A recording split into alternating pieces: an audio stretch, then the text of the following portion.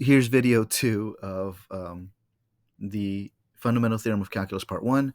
We're going to practice setting up what the fundamental theorem of calculus tells us. In example 2, we're giving some pieces of information that could help us evaluate the actual definite integral value. So the function f of x and its derivative. So not only do they give me f of x, they give me f prime, f double prime. They also give me the function whose derivative is f of x, and that would be capital F of x. So you can think of this as the antiderivative. Selected values of capital F, lowercase f, f prime, and f double prime are given in a table. Use the table to answer the following. Okay, so we're looking for the integral of f prime dx of from 1 to 6. So we have to take the antiderivative, or what's the function whose derivative is this? Well, that would be f. And we're going to evaluate f at the top limit, and we're going to evaluate f at the bottom limit, and we're going to find the difference. We're going to subtract those values in that order. Now, we're given a table of values. So if we're given a table of values, that means I can go when x equals 6, f is negative 3, minus when x equals 1, f is 2, and so my answer is negative 5. So what does this tell me about the possible picture? That means if I were to graph f prime from x1 to x6, there's more negative accumulation, there's more space under the x-axis than above, right? Because my final answer is negative. Okay, so far so good. How about b? I'm taking the integral from 13 to 3 of double f prime of x dx. Well, whenever we have a constant, just like when we're taking derivatives, we pulled the constant out, took the derivative, and then brought it back in, I can take this 2 out of the integral because it's a constant. I'm going to leave everything else the way it is, and I'm going to figure out what my definite integral value is. In order to do that, I need to multiply 2 times, now let's see, how do I find the definite integral of this? Take the antiderivative of f prime, that would be f, and we're going to evaluate it at the top limit first. So when x equals 3, f is 7, minus when x equals 13, f is 10, and so if I total evaluation here would give me negative 6, and that's my answer. Okay. Then I get to letter C. Letter C has 2 parts in the integral.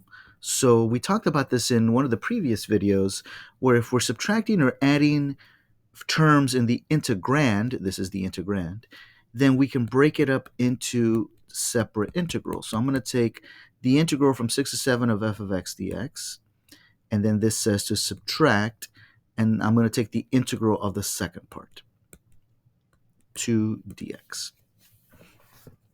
Okay, so let's see. This integral part says take the antiderivative of f. Well, the antiderivative of f would be capital F. So capital F of 7 minus capital F of 6. So this will take care of the first integral. Minus, now I need to find the integral from 6 to 7 of 2. Now, if you recall, we talked about this in a previous video where we said, well, what does 2 look like? Well, 2 is just a constant. Y equals 2, right? And if I'm going from 6 to 7, then I'm really just finding the area of a rectangle whose height is 2 and whose width is the difference between 6 and 7. So what we can do is just find the area of a rectangle and say this is just 2 times the difference between the limits of integration, which would be 1. And that's going to give me the value of this definite integral. Okay, so I'm going to go back to my table, and I'm going to find these values. When x equals 7, capital F is 5, minus when x equals 6, capital F is negative 2. I got to be careful. There's a negative and a minus there. Minus this area is just going to be 2.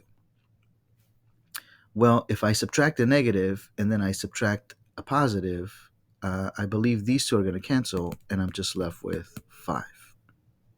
That would be the exact definite integral value of letter C. Excuse me. The rest of these kind of go in the same vein here. Let's do letter E, and then I'll leave D and F for you to do and try, and then if you want to check them, we can check them in class. But let's do letter E, another two-parter here. I have two terms in the integrand, so I can break it up into the integral from 3 to 13 of f prime of x dx. This time I'm adding the second part, so I'm going to take the integral from 3 to 13 of 3 dx. Once again, this is a constant, so that's going to produce an area of a rectangle whose height is 3 and whose width is the difference in the limits of integration, my x values, right? Over here, I need to take the antiderivative of f. Well, the antiderivative, f prime.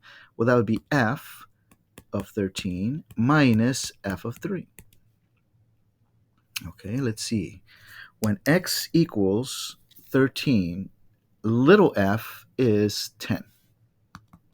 Minus, when f is 3, little f is 7.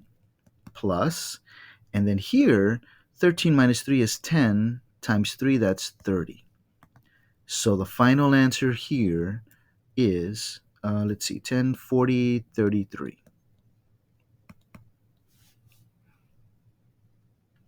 Again, we're using the limits of integration, the top and the bottom, and we're using the fundamental theorem of calculus to calculate the exact definite integral value.